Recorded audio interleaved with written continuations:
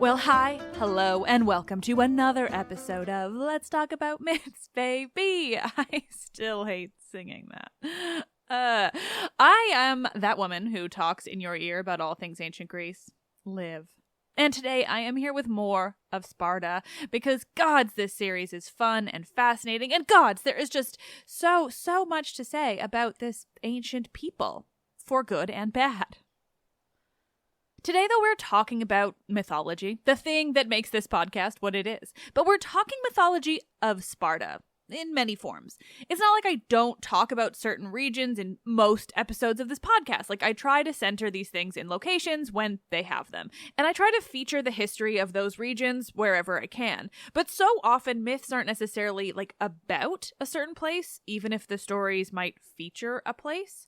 That's not always true, of course. There is Thebes, after all. But still, I'm rarely coming at these myths from a location-specific historical standpoint. That was weird phrasing. But all to say, today's episode is that. And the stories within it are unique in that way.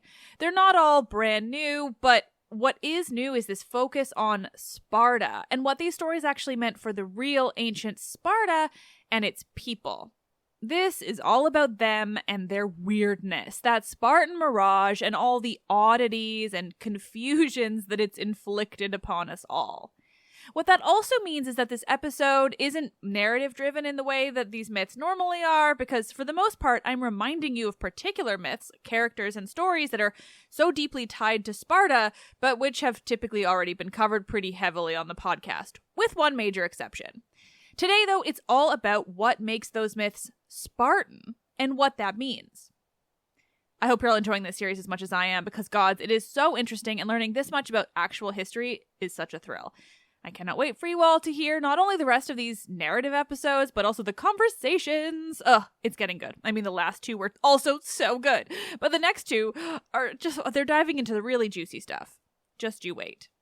Because that's not what today's episode about. Today is myths, mythology, and myth-making, and everything in between. All the stories that contributed to Sparta being so very weird.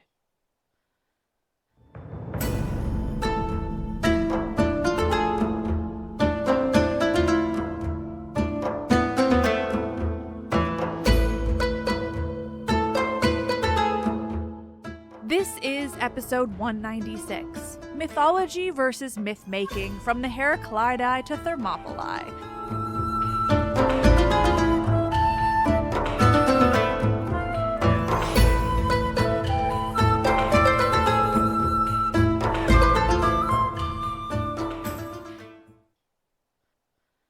The surviving mythology of Sparta is both supremely interesting and quite lacking, at least in comparison to some of the other city-states of ancient Greece, particularly places like Thebes or even Athens.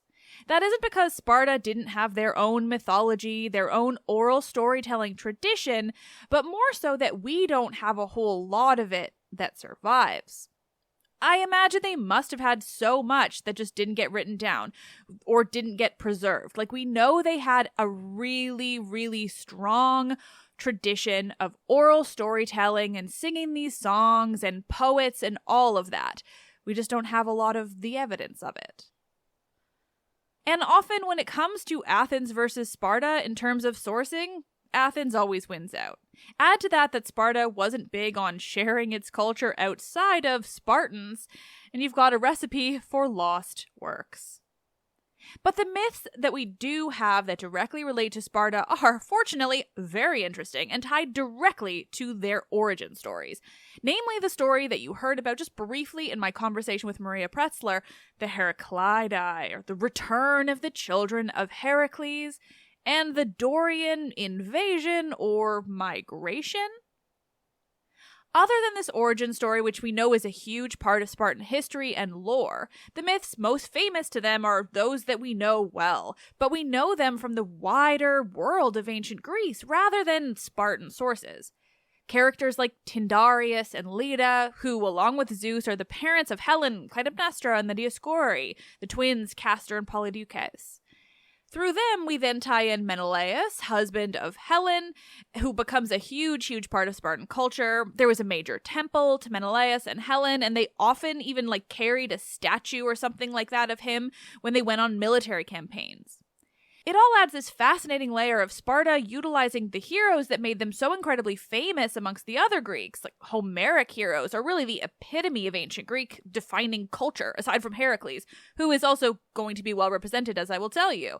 But we don't actually know how they viewed those characters in their own oral storytelling, their own daily life and art, beyond a handful of details. So today we're going to talk about these myths in whatever way that we can through sources that are not Spartan, but which tell us something about mythological Sparta. Traditional stories of mythological characters and concepts, like the things we normally focus on in this podcast, but as they relate to Sparta as a place and a people. And also Spartan myth-making, the stories they told about themselves, the things they wanted the other Greeks to think about them, including myth-making specifically around their most famous achievement, the Battle of 300 at Thermopylae. First, though, let's talk about those Spartan origins, the return of the children of Herakles. Now, this story is told in most detail in a play by everyone's favorite playwright, Euripides. Obviously, I can't be telling that whole play today because you just know I can barely make plays into 3 episodes these days, let alone 1. But also, it's a particularly interesting story because it really only exists in much true detail in this Athenian play. And gods know we can't really trust the Athenians when it comes to Spartan lore. And, well, they don't really center Sparta all that much in the play in the first place, and that makes it kind of all about Athens. So that one's for another time. Today we're going to talk about the basics of the story itself rather than the Athenian version because, again, we're talking Sparta. And the Athenian version, while interesting, kind of seems to leave out all the stuff that made this a founding origin story for Sparta, or at least based on my brief research of that play. That's interesting in itself, but again, I'm not going to dwell on it much today because we're going to leave that for a future Euripides episode. So with apologies to my favorite ancient Greek writer, today we're looking at all the other sources that speak of the return of the children of Herakles. This is by far one of their most important stories, and again, as we learned briefly in the conversation episode with Maria Pretzler, essentially it's their origin story, and the origin story for much of the Peloponnese. It's how they explain the transition between the Mycenaean period and the early Iron Age and Archaic periods. It's how the Spartans saw themselves as being native to their own land, meant to be there, meant to rule Laconia. It's all because they're descended from the children of Herakles. Let's think back to the play I covered at the beginning of last year, the Sophocles play called The Trachiniae, which tells the story of Herakles and his last wife, Deianira. Of course, that play is mostly about Deianira, as is only right, but it features one of their children, too, Hylos. But beyond the play, we have these details of Herakles' story before he died. He made a deal with a king named Aigamios. This man was a king of a small state called Doris in Thessaly. In return for this deal that they're making, Aigamios promised Herakles Dorian land, which Herakles asked to be held until his descendants made a claim on it. Like so many Herakles stories, this one is lacking in a lot of details, but the key points are clear and important. He is forging a connection with Dorians, and he's Herakles. Honestly, those are the only bits that really matter. Plus, what's most interesting in this story isn't the details itself, there aren't many, but what they mean for the Peloponnesian Peninsula. So try not to get too hung up on why things are happening here. This is an overview, because that's what we have. Because what's relevant is what happens, not the details of it. Story of my life when it comes to mythological sources.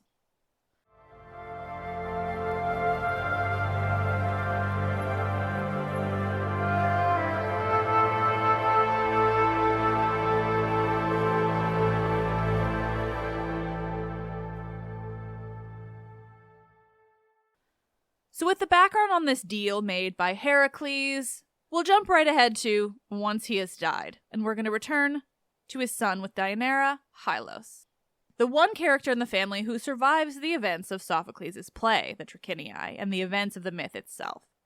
This is when Heracles dies, and then Deianira dies, and it's their son, Hylos, who's left to pick up the pieces. That's when the play ends, but it's also where this story picks up. Hylos hears an oracle that says that he will be able to return to the Peloponnese and lay claim to its land after 3 years, or rather, 3 harvests. Regardless, the oracle is misinterpreted by Hylos because this is a myth, and when is the oracle not misinterpreted in myth? Instead of being able to return to the Peloponnese, where his father Heracles had spent so much of his time and youth, instead of that, Hylos is killed on the Isthmus of Corinth, that tiny bit of land that connects the Peloponnesian Peninsula to mainland Greece. He's killed there by the king of Tegea, one of the regions in the Peloponnese.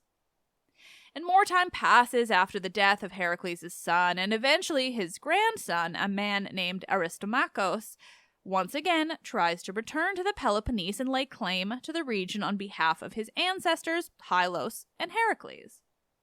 But once again, this isn't what the oracle meant, and so Aristomachos is also killed there on the Isthmus.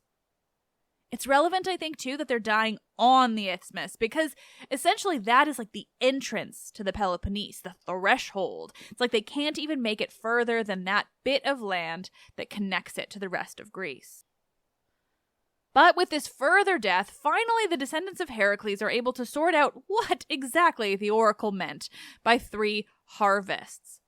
She meant 3 generations of descendants of children of Heracles. So finally, if still a number of years later after this, descendants of Heracles, finally, they make it past the Isthmus of Corinth. Now, it's not going to be as easy as just rolling in and taking the Peloponnese like they believe it is their birthright, but at the very least, they finally make it over the Isthmus without dying, so that's something. And then the rest of the trouble begins. The key piece, though, is that they're not alone in doing this. Firstly, there are 3 descendants of Heracles involved in this assault on the Peloponnese: Temenos, Cresphontes, and Aristodemos. Or sometimes we move straight to Aristodemos' twin sons. That will be important. But again, they're not alone. They call on the Dorians now for help, calling in that favor Heracles earned so many generations ago. And so these 3 or maybe 4 or 5 men, along with a Dorian army and 2 Dorian leaders, make their way into the Peloponnese and they wage war on the people there. They win, as you might have expected, and once more, the details are both mostly missing and less than important, because the key is what they did once they'd won. They divide up the Peloponnesian Peninsula among these descendants of Heracles, or at least the southern part of the Peloponnesian Peninsula.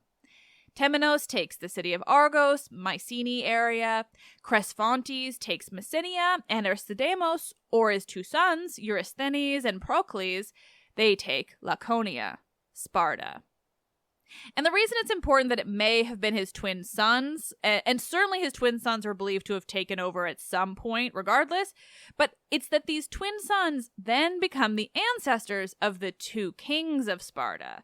These twin sons are the reason that there are 2 kings of Sparta, which is something that doesn't exist elsewhere in the ancient Greek world, and it's a super notable and important aspect of Spartan politics and history. It's really unique. They just had 2 kings ruling all the time. And so in the end, what all of this ends up meaning, both mythologically and historically, is that the leaders of those parts of the Peloponnese, the southern bits, the Argolid, Laconia, and Messenia, they all believed themselves to be ruling not only by divine right, but that they were also all descendants of the most important hero of the whole of the ancient Greek world, Heracles. For Sparta, it also meant that 2 kings were their divine right and a building block of their culture. That's what makes this myth more than a myth. That they assign so much of their history and political structure to this backstory. That and this Dorian invasion. Now, whether or not there ever actually was a Dorian invasion or even a Dorian migration is very much up for debate, and seemingly probably never was a thing historically, but it does account for a huge swath of the belief structure not only of the ancient Peloponnese, but the rest of Greece too. They use this mythological explanation to understand the changes that went on in the region, the decline of the Mycenaean people and the leftover palaces in places like Mycenae, Tiryns, and beyond. So they not only understood this story to account for their rule and that they were always meant to rule this region, but they use it to explain these changes that they could physically see had happened historically in those regions. It's fascinating and kind of confusing. I hope I've made it clear. But does any of this fit historically or even into the existing mythological time frame that we do have? No. I mean, they've kind of left out the whole Trojan War here, which obviously features both Sparta and Mycenae very, very heavily. It does kind of feature in terms of other versions and understandings, some of which we will get to. But during that war, Herakles is meant to be only a generation gone, if that, by the time it's taking place. So reasonably, that would put Menelaus in this super awkward position of not being Spartan, because certainly the Spartans then also believe themselves to be directly connected with Menelaus. So I don't totally understand all of the connections with the historical bit of this Heracleidae. And actually, in some accounts, they do try to weave in this generation of the Trojan War, like I said, by saying that one of the men who died trying to take back the Peloponnese was actually a grandson of Orestes, the famed son of Agamemnon and Clytemnestra. And Orestes was also, at some point, a king of Sparta. But then that doesn't really fit. Or maybe it's that the grandson was on the other side. Anyway, can you tell I'm just working this all out in my head in this moment? The point is, even though I've read 8 different books on this, I don't totally understand it all. And that, my friends, is Spartan mythology.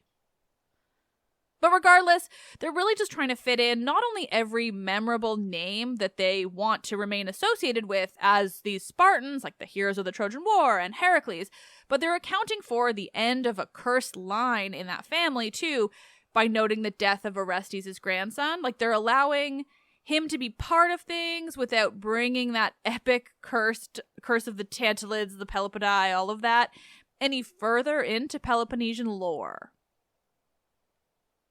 It's interesting and confusing. All the same, it does feel like they're trying to just kind of squish in as much as possible while also accounting for what they saw as explicitly history. That is, the Dorian migration or invasion, because they were very explicit in their belief that the Spartans and these other Peloponnesian people that I mentioned were Dorian. Particularly during the archaic and classical periods of ancient Greece, these ideas of original tribes were really prevalent. You have the Dorians, the Achaeans, who were in the northern part of the Peloponnese and saw themselves as one of the most ancient peoples of the region. Then there's the Ionians and the Aetolians. Obviously, there were loads of different city-states that fell within these categories, but it's how they distinguished themselves amongst the larger Greek world. This return of the Heracleidae is that Dorian origin. And again, it's also probably itself a myth rather than history. Of course, just like all of other Greek mythology, you don't want to bother yourself trying to sort out a timeline of events. That's just the nature of myth in a world where stories are being told over generations and centuries and often without ever getting written down for the record at all. Particularly where Herakles is involved, because as I say so many times on this podcast, everyone and their dog wanted to be connected with Herakles in some form, so they would bend over backwards to make it work mythologically. But regardless of all the confusion, what all of these details do is give these people a deeper connection to the regions in which they lived and ruled. It gives them this connection to Herakles and to the earth itself. Now, how Herakles got to be so divinely connected to the Peloponnese it's also kind of confusing, or rather requires some backstory and interpretation because he was born in Thebes. So that's the basics. But his father, at least his mortal father, Amphitryon, was exiled for killing his uncle. And then he took power in the Argolid in Tiryns, which was then usurped by Eurystheus' father. And then Eurystheus is the guy who got famous for sending Herakles on all those labors. Did I need to tell you all of that? I don't know, but now you know. Does he actually seem to have any true claim to the region by blood or divine intervention? I mean, I guess. It's a bit tenuous and odd, given he ultimately definitely has claim to Thebes. But he's Herakles. So they don't care about these details. We just need to connect with Herakles. Because he's Herakles.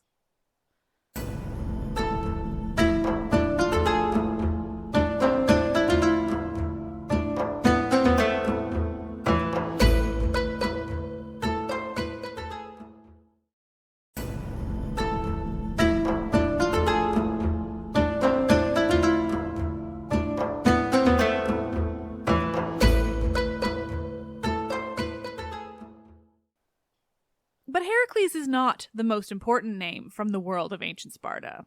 I would like to say that honor belongs to Helen, but we're talking dudes, because of course we're talking dudes, in which case, Menelaus. Menelaus wasn't Spartan to begin with. He's from Mycenae, so still an important Peloponnesian region and royal house, but not originally Spartan, until he married Helen and really took on the mantle of Sparta. Before we ever get Menelaus, though, we have to have Helen. And before we have Helen, we have another famous king of Sparta, and his even more famous wife, Tyndareus and Leda. I won't retell all of their story because I've covered it before in the Origin of the Trojan War episodes, along with others, and I want to make sure we talk enough about how they were famous in Sparta rather than just as famous mythological characters. Because unlike places like Athens, whose most famous characters and stories were developed much later, like Theseus, the famous people of Sparta are found in our earliest surviving sources from the ancient Greek world. There's a very big difference between being famous in Homeric epic versus being famous like Theseus. Now, I've done an entire episode on Helen, too, if I recall. So listen back to those episodes if you want to know more about her as a character and an archetype and like really any and everything. Because today, we're looking at her and her family as Spartans. In order to reconcile timelines, there are some later sources that explain Tyndareus' rule of Sparta through Herakles himself. According to those versions, Herakles goes to war with the earlier rulers of the region, and he installs his friend Tyndareus as king of Sparta when he wins. Just like the Heracleidae, this accounts for a king of divine right through this divinity that's inherent in Herakles. Herakles is the hero of heroes. He's the one the whole of the Greek world wanted to align themselves with. And so if you have a story where he makes you king, then you are certainly meant to be king. Now again, eventually I will cover the whole of the Heracleidae play, the Euripides play, since it is our best surviving source for, I guess, a detailed version. It's very specific, but I think by then we will be better prepared to understand the chronology that's later assigned to all of this. But for now, this connection with installing Tyndareus is just another link to Herakles in the region, and a link to the king who will then go on to spawn some of Sparta's most famous heroes and characters. We got to pull them all together. So Tyndareus marries a woman named Leda, and together they rule Sparta, and, well, they plan on putting out some kids. But we should all remember what makes Leda famous. It appears in art countless times over centuries and centuries, because somehow it's one of those scenes that is able to be depicted as if it's beautiful rather than the absolute horror show that it actually would have been. Because if you'll recall, Zeus appears to Leda in the form of a swan. And they fuck while he's a swan. Now, ultimately, obviously, I think this can and should be described as assault, as rape. But as so often is the case in the ancient world, the idea of consent does not come into play in this myth, at least. In the real world, thank the gods, they did, I think, generally understand the concept of consent. But regardless of how inherently horrifying as it would have been to have a swan come for you in that way, the children they have are depicted not only as the children of Zeus, but the children of Zeus in this very unique and important way. And by that I mean, yeah, they're born from eggs. It's chill stuff. But what makes Leda's encounter with Zeus unique isn't just that he was a swan and that she laid eggs. It's that very shortly after she was with Zeus, possibly on the same night, she was also with her husband, Tyndareus, and so Leda became pregnant with a whole slew of children in that moment, because biology. She eventually gives birth to 2 eggs, but who was in each egg and what that meant for them, deity-wise, it quite varied. There are 4 children in the end, that much we know for sure. Leda's children are Helen and Clytemnestra and Castor and Polydeuces. Castor and Polydeuces are always twins, the Dioscuri. Sometimes one of them is divinely the son of Zeus and not the other. Sometimes they're both the sons of Zeus, but only one is officially divine. But often, even though this is true of them, they're also referred to as the sons of Tyndareus. The same is true for Helen. She's definitely the child of Zeus and Leda, but also referred to as a daughter of Tyndareus. Though this is more in name than blood, it's just that patriarchal way of connecting her with mortality through a man, I guess.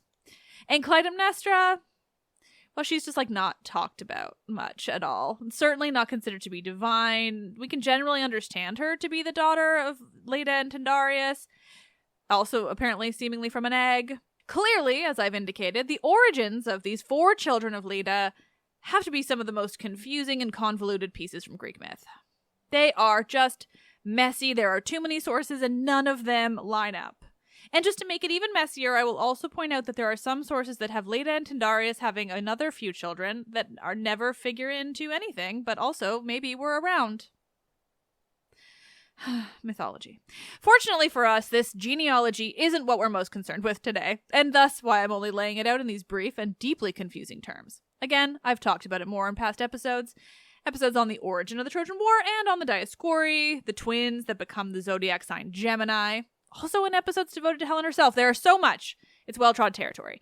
What we care about today is how and why they were Spartan and what that means for the very real people of ancient Sparta. So the twins, the Dioscuri, become some of the most important Spartan heroes. Like so many stories of heroes from myth, they end up kind of slotted in to some of the more famous stories from the broader ancient Greek world. The Dioscuri take part in the Argonautica, the quest for the Golden Fleece, alongside Jason and his many, many Argonauts. And later, when the myths of Theseus are developed to ensure Athenian importance amongst the wider mythology of the region, these Spartan heroes become part of that as well. They're a fascinating pair because we know that they were super important, really defining in terms of at least Spartan mythos, if not the wider Greek world, but they don't actually appear in much detail in surviving stories. They take part here and there, but nothing that survives is really ultimately about them. But speaking of stories where they feature, as I've mentioned so very many times, Theseus's absolute worst quality and his most horrifying moment of myth is when he decides that he wants to marry a daughter of Zeus, and that daughter is Helen, regardless of the fact that in the very kindest of the versions of this story, she is 12. He kidnaps her and hides her away in a palace in Attica, where she's eventually rescued by these brothers, the Dioscuri twins, who lay siege to Theseus's palace in this epic war with the Athenians. The story doesn't feature in much detail anywhere, but it's super important to both Sparta and Athens, and eventually kind of lays the groundwork for the Peloponnesian War, when Sparta goes to war with Athens. It becomes this sort of mythical origin story for a feud, and eventually a war itself. So through this family, Tyndareus and Leda, their children Helen, Clytemnestra, and the Dioscuri, we have these incredibly ancient characters that feature heavily in the oldest stories that survive, the Iliad and the Odyssey. And through them, Sparta gets this epic history. More than any other myths, these stories are considered to be, at least in their own way, history. They may not be Spartan stories originally, but they become Spartan stories. As I mentioned, there was this temple to Menelaus and Helen in Sparta, possibly even at a site that was originally a temple to just Helen. She was worshipped, he was worshipped, and the Dioscuri were worshipped, all as heroes of the lands where the Spartan people went on to develop their own culture, a culture that they then considered to be the most important thing about them. Everything in life revolved around being a Spartan and participating in Spartan life in the same way that everyone before you had done, all the way back to people like Helen and Menelaus. And again, you might wonder where Clytemnestra comes in.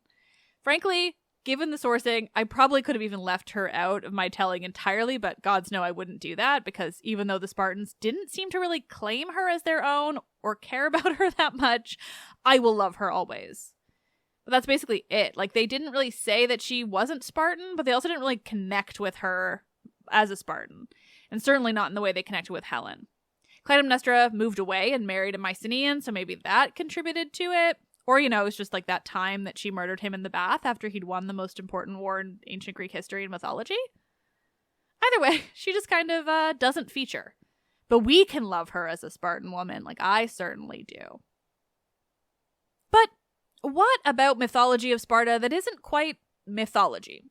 Or rather, isn't what we think of as mythology? Isn't the type of mythology that I typically talk about on the podcast? Today, we are also talking about Spartan myth making, because that is absolutely a thing they did with fascinating and unbelievable success. So let's just talk a little bit about Thermopylae and those famous 300 Spartans.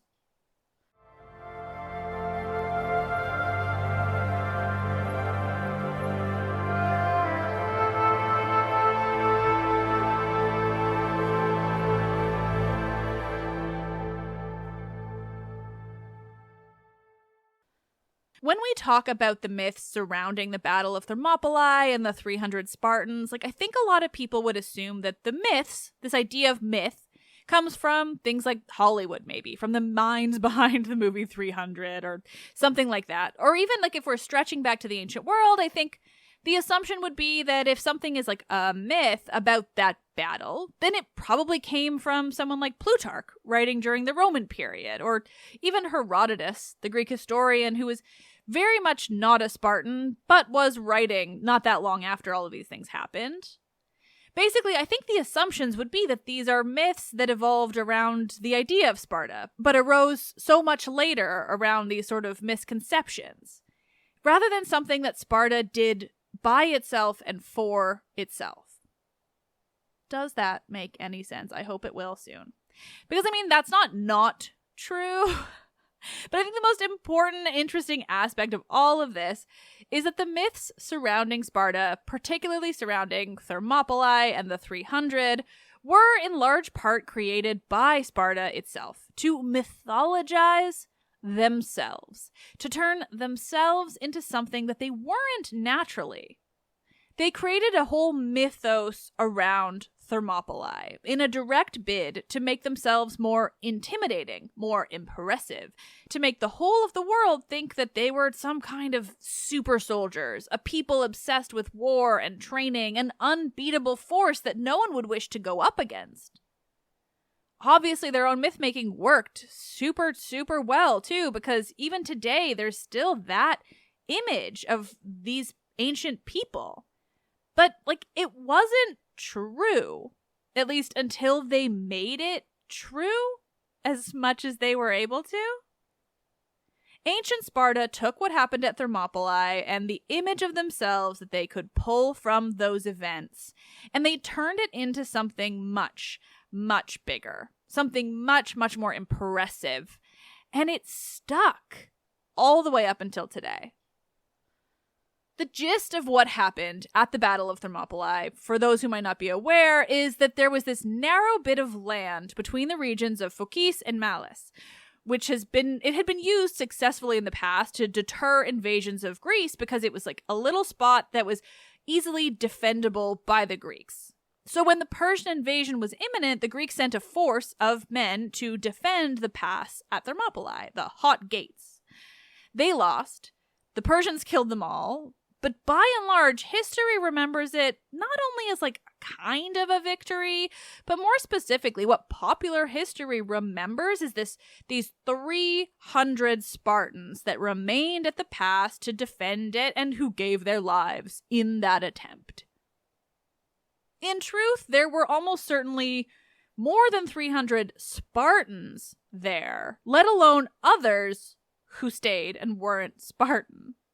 The sources don't agree on numbers, and even when that number is 300, it's used to describe legitimate Spartan citizens, those Spartiates, whereas there were almost certainly the same number, if not more, of what the Spartans called perioikoi, who I mentioned last week. Those are people, free people, not enslaved, who lived in Laconia, in Sparta, basically, but who weren't technically Spartans. Add to that the likelihood that the Thespians and the Thebans, at least some of them, also stayed behind at Thermopylae to defend the Greek mainland, and you've got a whole enormous collection of people that were there. And none of that includes the enslaved population that were there alongside the soldiers. The number of helots could have been like anywhere from the same number of Greeks to countless more. They just never counted them as humans that were there. The point you need to take away is the sheer number of people that arrived to defend this pass, and that even when they knew they were doomed and many were sent away, only a smaller number remained there to continue defending them, basically to their deaths. It still, even then, was not just 300 Spartans that sacrificed themselves. There's a great article that I've linked to in this episode's description. Again, it's from Bad Ancient. It's super simple and lays out all the different versions of who was there, who stayed, and the sourcing that provides all of these different numbers. All of which are more than 300 Spartans. And in the end, like I said, they did all die. They lost the Battle of Thermopylae, and the Persians moved into mainland Greece. Of course, eventually the Greeks did fend them off, but it wasn't at that narrow pass, and while it was certainly heroic that so many people chose to die there for their homeland, or were forced to because they were enslaved, the stories of that moment remain really deceptive. The idea that it was only Spartans who were brave enough, willing to risk it all. Or even worse, there's this idea that it was like a victory in a sense. We'll talk about this more in this week's conversation episode. What it means, really, that sometimes Thermopylae is viewed as a victory, even up until today. But then came the explicit propaganda. This, too, I will be talking about more with future guests on the podcast, and certainly I spoke about it last week with Rule. But what came after Thermopylae is nothing less than like intentional Spartan propaganda. Basically, they realized the fame that they had earned by having some of their people die at Thermopylae, and they noted what it could do for their general reputation amongst the Greeks. So firstly, they set up a monument at the spot where the Greeks died. Herodotus tells us that there was first a monument to the Greeks that were there, and it read, quote, "Here 4,000 from the Peloponnese once fought 3 million. By the way, the number 3 million is definitely not true. Refer to last week's conversation episode for details on that. But he also says that the Spartans then set up an epitaph of their own, emphasizing the Spartan importance at that battle. And it read, quote, "Foreigner, go tell the Spartans that we lie here obedient to their commands." Now, firstly, there is obviously so much of the history that I am leaving out, so much nuance and detail. There are angry dudes screaming at me right now. I just know it, and I am going to talk about more of that history, but that is also what the conversation episodes are for people who know it better than me. And I will say that these epitaphs do seem to explicitly leave out the non-Peloponnesians that went to Thermopylae, including Thespians and Thebans, both from Boeotia. But Herodotus also had a bone to pick with the Thebans, so who knows? There's just so much. Regardless, from there, both intentionally and otherwise, the Spartans appear to have made Thermopylae their legacy. They realized what it got them to be considered the type of Greeks that were willing to die for their freedom, let alone to defend the whole Greek world against so-called millions of Persians. They leaned into this idea. They let the Greek world and beyond see them that way, and they really emphasized it. You don't have to be the best at war and battle to win. Having an enemy think that you are the best is going to help immensely, regardless of your actual skill. And that isn't to say the Spartans weren't skilled, but as I talked about extensively with Rule last Friday, they weren't some kind of unbeatable army. They just had some more time on their hands, and later they had a whole lot of propaganda and myth-making to lead the way, to set the stage for them. And again, I won't go too deep into this because it's a better topic for my guests, and certainly Rule introduced it really, really well last week.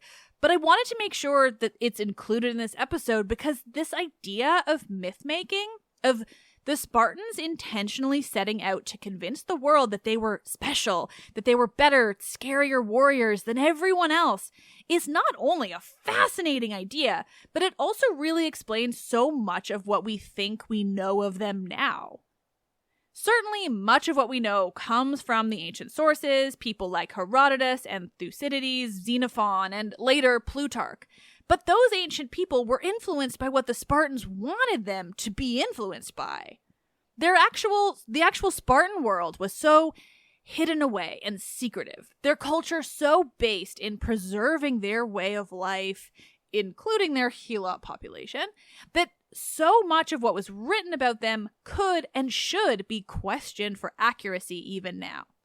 They wanted to keep people out. They wanted to keep their population strong and their helots under control. They wanted to avoid going to war as much as possible because that inherently destabilized their culture. If they weren't there to enforce the enslavement of the helots, they were considerably more likely to have an uprising on their hands, and the more Spartans that died in battle, the smaller their population became, which was already a problem due to how strict they were about all things Spartan. So it was easier to create a narrative of strength and power, of unstoppable super soldiers that no one should dare to question. It was easier to do that than it was to actually fight and win battles.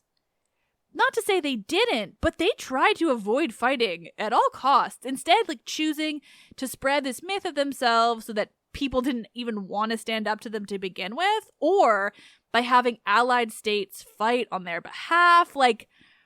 They really avoided it in a fascinating way. Again, so much more in conversations. But also all of this, worked for a while. The Spartans of classical Greece, that is specifically the time period after the Persian Wars, this Battle of Thermopylae, during that time they became the most powerful state of ancient Greece. They defeated Athens in the Peloponnesian War, and they were the big powerhouse of the time. Until, slowly, their endless decline in population and their inability to keep that population stable caused them to fall apart. They were crushed in the Hellenistic period, and then by the time the Romans came around to colonize Greece, Sparta was just a random state with a whole lot of incredible, famous history for the Romans to enjoy.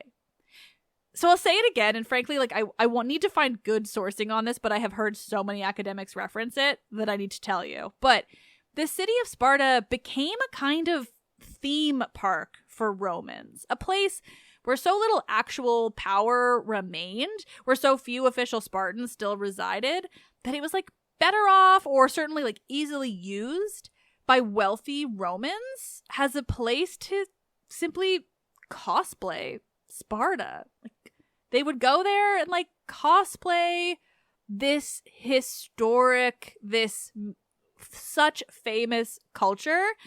They would cosplay the famous 300, these unbeatable warriors of Spartan history that had by that time just dwindled into nothingness.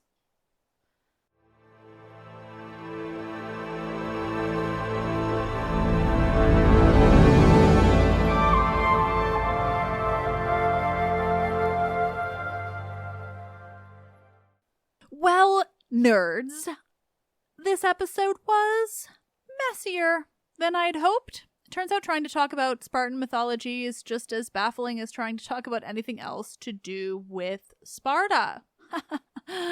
I could have spent a year researching this series and still not had a great grasp on everything, but gods know I do too much else for the podcast to get even close to that. Thank the gods for my conversation episodes, because frankly with these narrative ones, I am trying to convey so much information but squished into already the longest scripts that I ever do. I know it can be confusing, particularly when there's just one person telling you a bunch of stuff. So I hope you're enjoying the conversations even more so, because they were, oh my god, so fun and so interesting. Thank the gods for my guests. Particularly because, this series is considerably trickier to navigate than the Atlantis one, so I hope it's been enjoyable and interesting. It's certainly interesting to me to learn, but perhaps a bit trickier to convey it to all of you in only 5 episodes. In any case, I am having fun, so I hope you are too. Once again, I'll remind you all that there will be a Spartan Q&A episode at the end of this, so submit your questions, clarifications, requests for me to be less confusing and weird to mythsbaby.com/questions. Don't be a jerk. And as always, let's end this with a 5-star review by one of you amazing listeners. Please consider leaving me one too. It helps the show keep going, new people to keep finding it, and it makes me happy. And with all the damn work I put into this thing, why wouldn't you want to make me happy? All right, this one is from a username that is basically just a bunch of consonants thrown together, so I will not be attempting to pronounce it, but they are from Sweden, so that's fun.